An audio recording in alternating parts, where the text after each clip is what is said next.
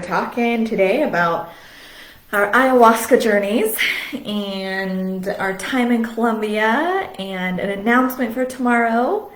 Yeah, you have an announcement for tomorrow. Yeah. So welcome. So much, because so much came through. Yeah. So why don't we, I don't know, I've already had compliments on my energy being more grounded and even more confident just from the medicine. It was a profound experience. Yeah. Do you want to start? I know. It's like there's so much. Where do we even start for our Magic Monday except for, you know, through our journeys this year, because we've been on quite a few this year, is being born our newest production, which is called Awakening. What's the tagline? It's called Awakening: Sacred Sacraments and Expanded States of Consciousness as a Path to Enlightenment and Unity. We've both been on the spiritual path most of our lives, and this has just taken up so many notches: expanded consciousness, ascension, unity, the difference between having studied and practiced spirituality and expanded states of consciousness, and then being immersed in it through plant medicine. Yeah. So we're bringing that together in our upcoming production, Awakening, where you'll hear so much more about it. But we wanted to give like some sneak peeks into how freaking life-changing it is. One of my ahas for me this time around was how many spiritually minded business gurus have done this and didn't share. Have done medicine, have built $1 million businesses, multiple multi-million-dollar businesses, and didn't share that this is how, because there's so much stigma and discomfort around saying, I partake. I partake in plant medicine, right? And for me, that was a huge calling that, oh my gosh, this has been such a support for me in building these businesses, is being able to expand my consciousness so much in such a short amount of time, having that humanness, that ego that doesn't believe in miracles or really wants the logic or questions myself, letting her kind of sit aside for a while, take a vacation, and allow my higher self to come through, allow my mind to expand, become unity, and then be able to bring those messages and downloads into my day-to-day life has done wonders for my business, wonders for my marriage, wonders as a mother, wonders for us as a mother-daughter duo. And, you know, we're bringing more of that into the world. What do you want to add about that? Yeah, I want to add, you know, that I did ayahuasca the first time in February, and then journeyed through other sacred sacraments through the year. And, today is Renee's birthday. Happy birthday. Wow. Well, I was reading the comment. I'm like, you're still talking. You're still talking. And so my second time going to Colombia for the Sacred Sacraments was 9 months apart. And I would say literally, but I was literally in the birthing position, birthing myself.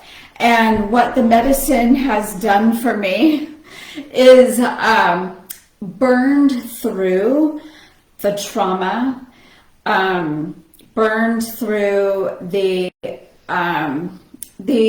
programming, my limited programming. It gives you the perspective of who we really are.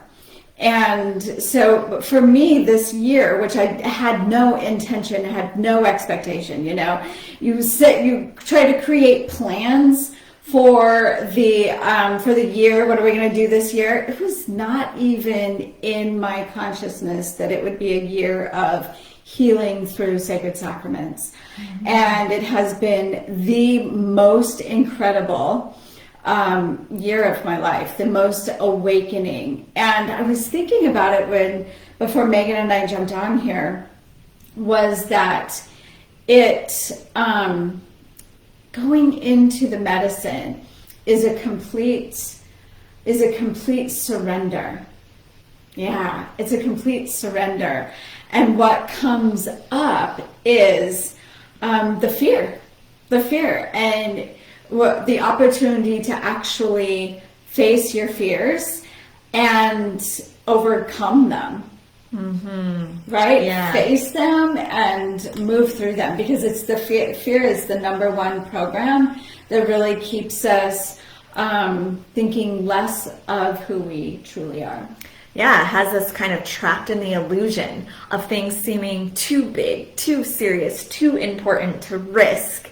And then you go into medicine and we're like, this is just all one big game. This is just a joke, right? Yeah, we were just like, this is just a game. It's just we're here to have so much fun, and oftentimes we're stuck in this space of being serious and getting it right and making our goals happen, and then you go into this space of such full liberation, and it's like, oh, that's not how I want to spend my time. That's not how I want to live. Oh my gosh, look what else is possible.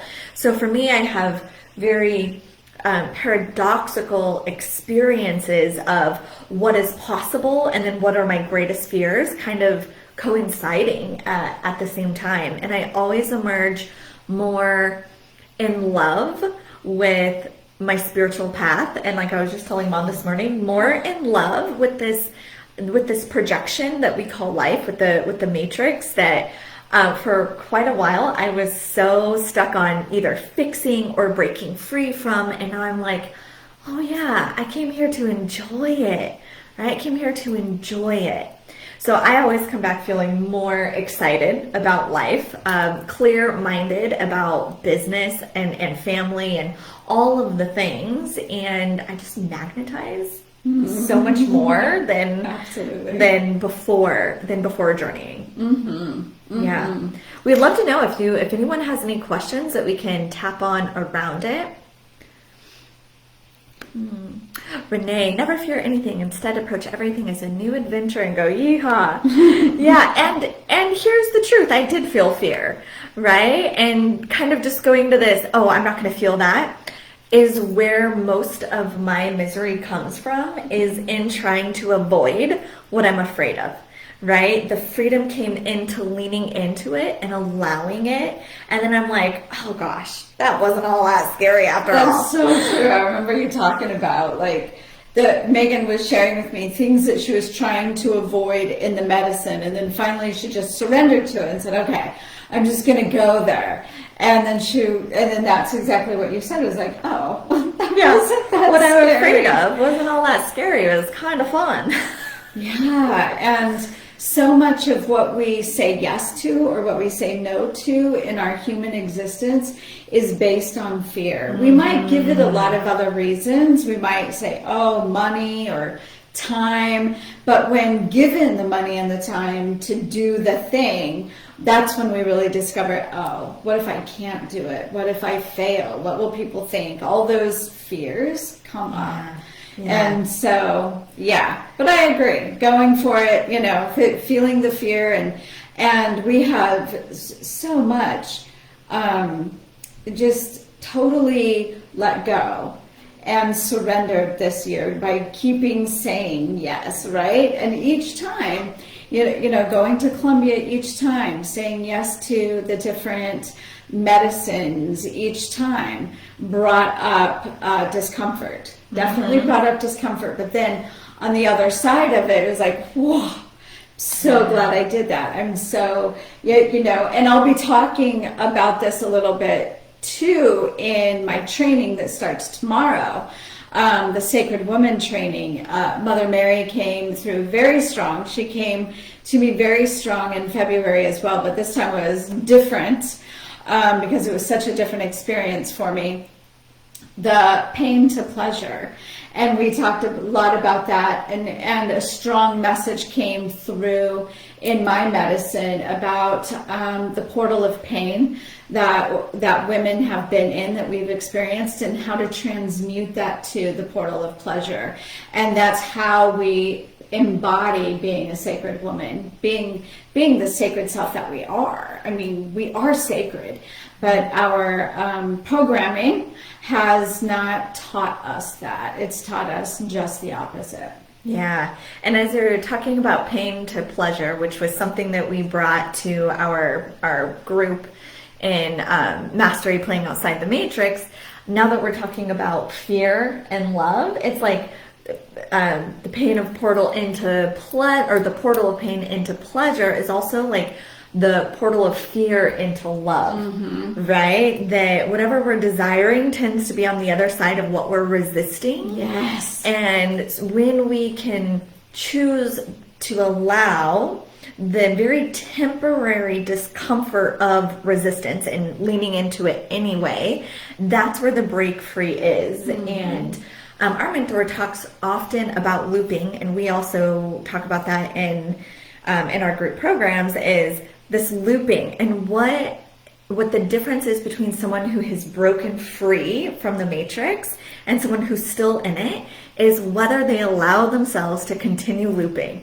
which is being ran by pain or being ran by fear or being ran by the resistance of feeling one of those two things, pain or fear, right?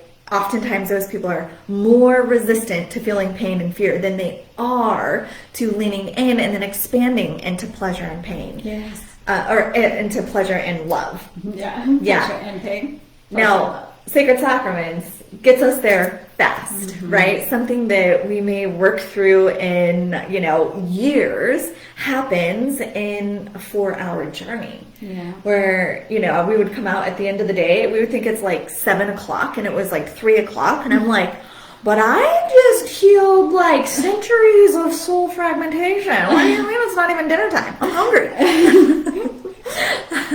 So, and I know that you're talking even more about that portal of pain to pleasure and fear to freedom and love and Sacred Woman, which starts tomorrow. Tori, it looks like she put that Sacred Woman link in the comments, so sign up there, and you'll join the Zoom link and be in the room personally with Michelle, right? Yeah. Yep. Yeah. With me. And it starts tomorrow. What time? 9 a.m. Mountain Standard Time. 9 Which to is 10. 8 a.m. Pacific and 11 a.m. Eastern. Ooh, good. That was fast. I love that. All right. We're so excited that you're all here for us, and we'll be back next Monday, I'm pretty sure. Yeah, for sure. We're back. We're back. All right. Bye for now. Bye for now. Have an awesome Monday. I don't actually know how to end it. Scoot over there. See the red button. Goodbye.